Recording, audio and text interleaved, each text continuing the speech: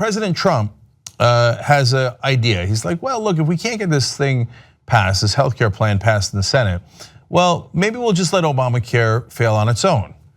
Now, maybe he doesn't realize it, but that's just the Republican talking point. Obamacare is not failing on its own, and now it's far more popular than the Republican proposal. But the knucklehead doesn't know that it's basically a talking point, a lie, whatever you want to call it. But Mitch McConnell knows. He's the one who came up with the talking points. So there's a new report out today from Politico saying that Mitch McConnell is giving an urgent warning to people in Washington, his own staffers, and to the Trump administration. But it has two parts. The first part is what I was alluding to there.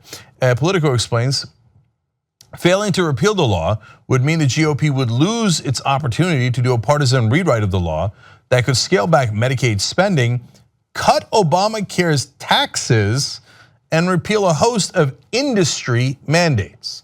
In other words, that's McConnell telling the press so they could tell Trump, hey, knucklehead, remember, this is all about tax cuts for the rich and deregulating the industry that has legally bribed us.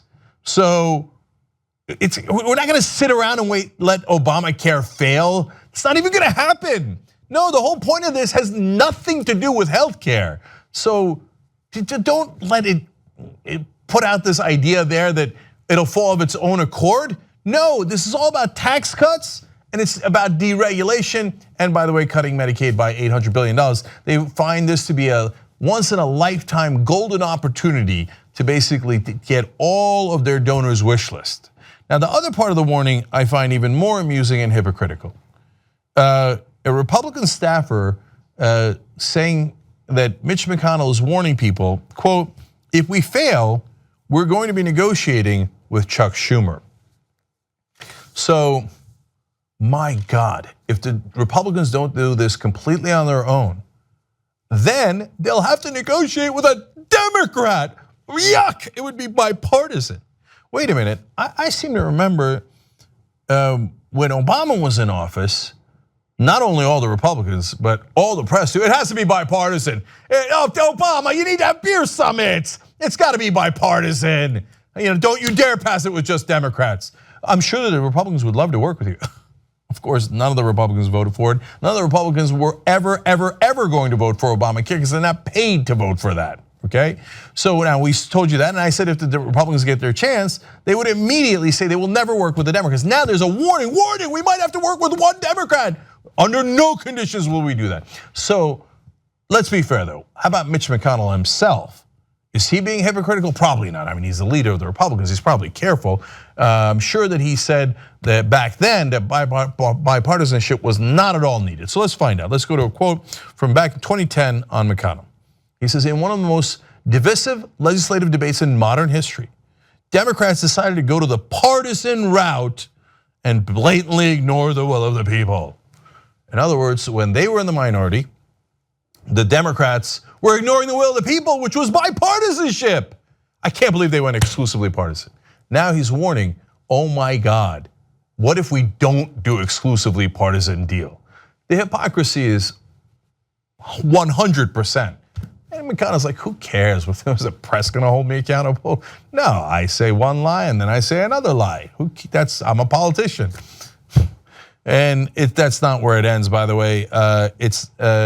He had also, at the time, if you remember, the Democrats used reconciliation.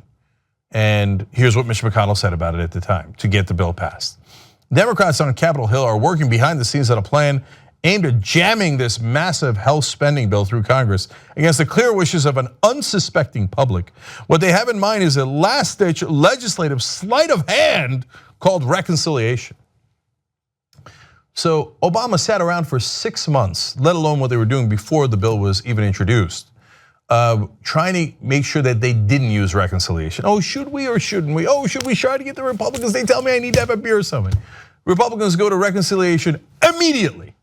And they warn, what if we don't have to, what if we are forced to use to actually get a deal with the Democrats where we're not allowed to use reconciliation? No way, we're using it instantly. Back then, McConnell says, sleight of hand. It's a dirty trick to use reconciliation.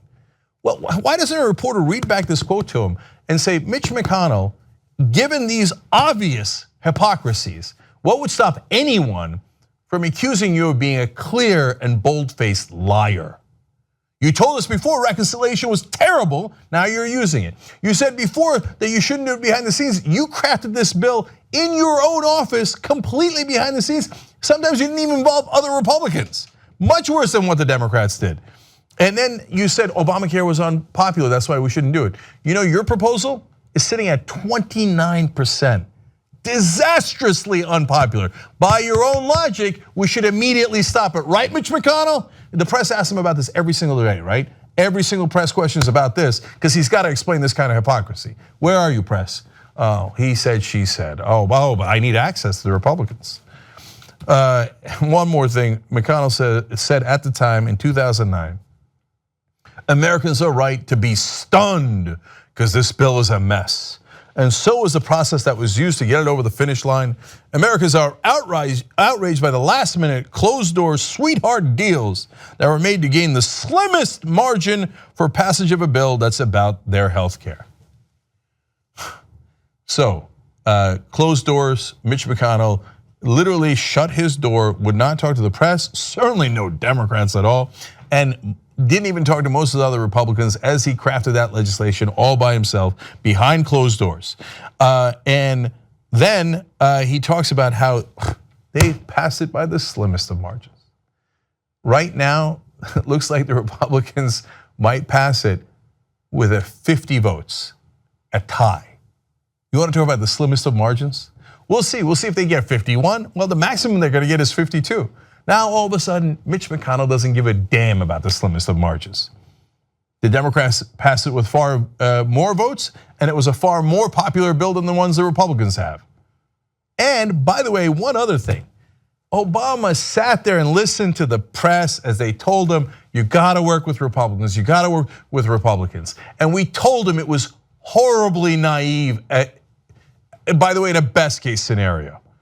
Unless it was the old Democratic trick of, oh, the Republicans twisted my arm. That's why I couldn't include a public option. That's why I had to get only a quarter of a loaf, etc. But all that time he sat there debating and having summits and meeting after meeting. And McConnell, they asked him about meetings now. He's like, we already had enough meetings under Obama. We're done with this. Now we're going to try to jam it through. Well, he was trying to jam it through in just 4 days. It looks like now it's delayed a little bit, and they'll come back after the 4th of July holiday. So in a couple of weeks, and they said when Obama did it in about a year, that that it wasn't enough time. Almost everything McConnell says in this context is a complete, utter lie, and we just proved it to you with his own quotes. Rest of the press, where are you? Where are you? I know, Trump, resist, Trump. I'm with you, Trump's a bad guy. You should resist him and you should hold him accountable. How about holding accountable the other politicians in Washington? Oh no, but those are good parts of the establishment and we need access to them. Call it like it is, and in this case, wall-to-wall lies. Young Turks now has over 6 billion lifetime views. You know who did that? You did that. We're now larger than CNN, ABC, you name a news network online, we're larger than them. And you built all that as everyone scoffed and didn't believe. And here we are, guys, thanks to you. Build independent media together with us at tytnetwork.com/join.